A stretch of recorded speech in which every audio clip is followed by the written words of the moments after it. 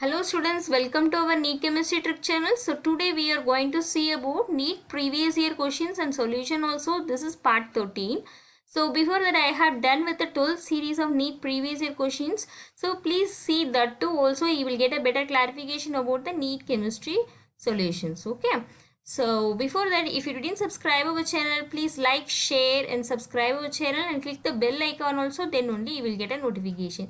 And also if you have any concern or queries or anything else, you just comment in the comment section, I will do answer it. Yeah. So let's go to the first question. The question is, identify the incorrect statement related to PCl5 from the following. Okay, so the compound PCl5, we know the structure, right? It will be like this. So P will be in the central atom. No, this is phosphorus will be the central atom. So it will be in a central position.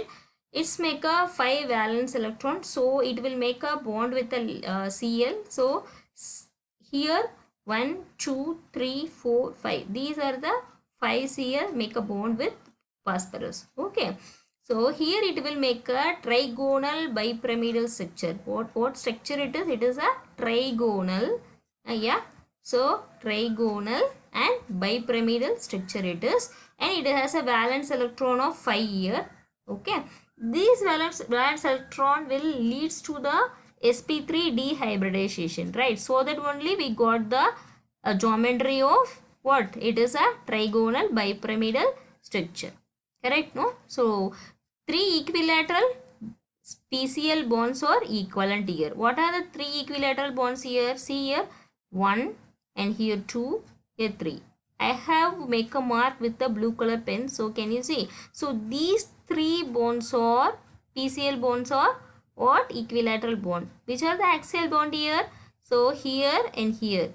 These two are axial bonds. Okay. These two axial bonds are longer than these 3 bonds. Okay. This is the actual structure of PCl5.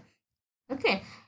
And also this axial bond pairs suffer and more repulsion as compared to the equilateral bond pair and easily reactive like this. Like PCl5 gives the compound of PCl3 plus Cl2. Easily it's get reactive.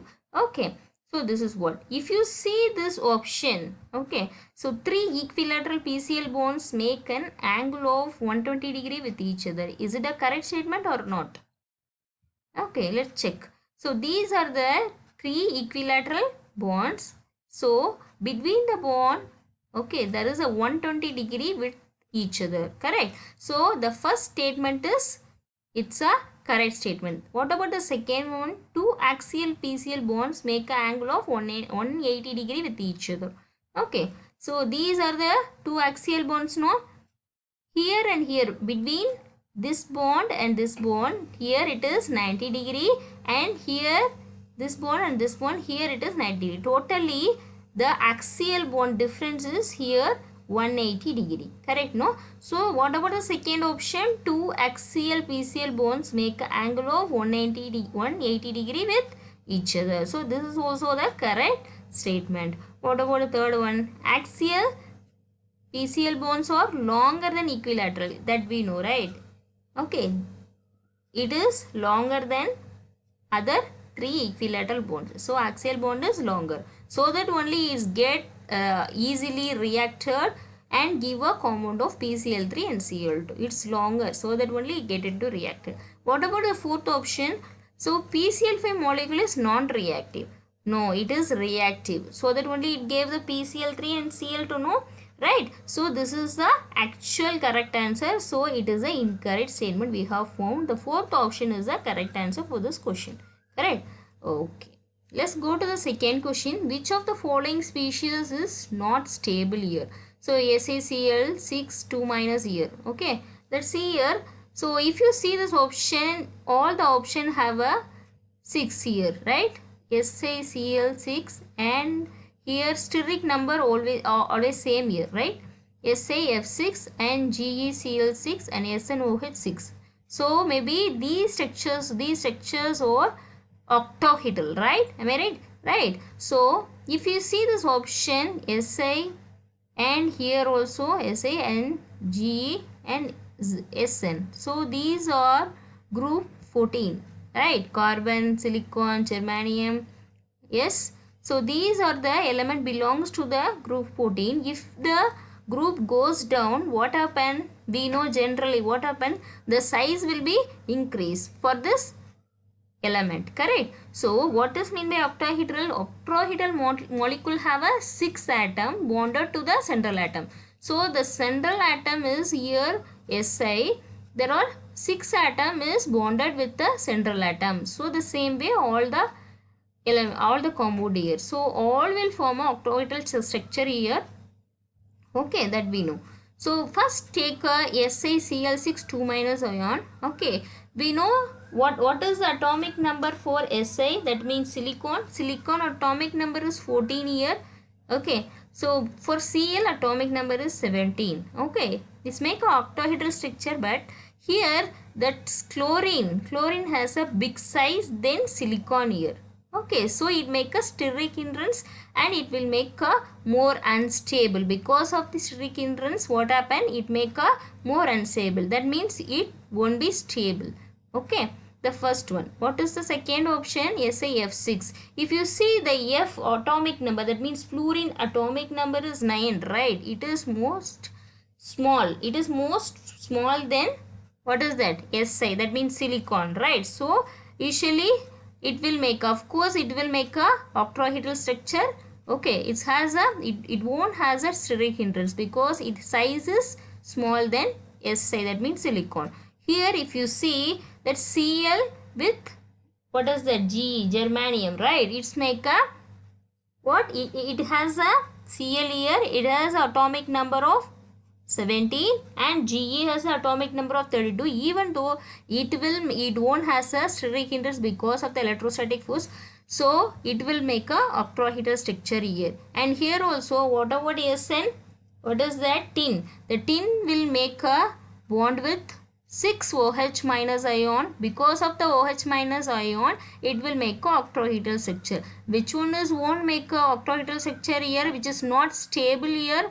Here the first option SiCl6, it won't make a octahedral, but because it is not stable ion, because it has a steric hindrance, because Cl has a atomic number of 17 here and Si, that means silicon has a 14 here. So it has a more steric hindrance, so that it is not stable. So which of the following species is not stable here? The first option is a correct option, right? Let's see the next question. If the rate constant for the first order reaction is K. So the rate constant they have given here for the first order reaction, that is K. The time T required for the completion of 99% of the reaction has completed. Only 1% is left. Okay. Of the reaction is given by. So they have given the 4 option here. The time we have to find out for this reaction. Okay. What is the first order reaction? You see here T is equal to 2.303 divided by K log A divided by A minus X. So this is the first order reaction, no? So if you write, what is A here? It is the initial stage. Initial stage, what is the reaction here? How much is completed? Initial reaction is always 100%. Here see here 99%, correct? So initially 100. So the completion is 99. Left 1% is left here. So we have to write here 100 divided by 100 minus 99. So you will get 1 here. So how you can write 100 here? Log 10 power 2. You can write, no, 10 into 10 is equal to 100. So you can write 2.303 divided by K log of 10 power 2 you can write. So how you can write the log 10 power 2? 2 log 10. You can write, no? Right? So for the log 10 value is 1. You know, right? So if you multiply with the 2, this value 2.303 into 2, you will get a what? You will get an answer of 4.606 divided by K. So this is the value of the time. That means if the rate constant of the first order reaction K, the time is required for the completion of 99 reaction is given by. So the time we have calculated here, what is the time? 4.606 divided by k, right? So the option is the last option, 420 is equal to 4.606 k. Okay. Okay students, I think you have understood all the questions and answer. If you have any questions or queries also, you just write it in the comment section. I will do answer it. Okay. So please like, share and subscribe our channel and click the bell icon also. Then only you will get a notification. Yeah. Thank you.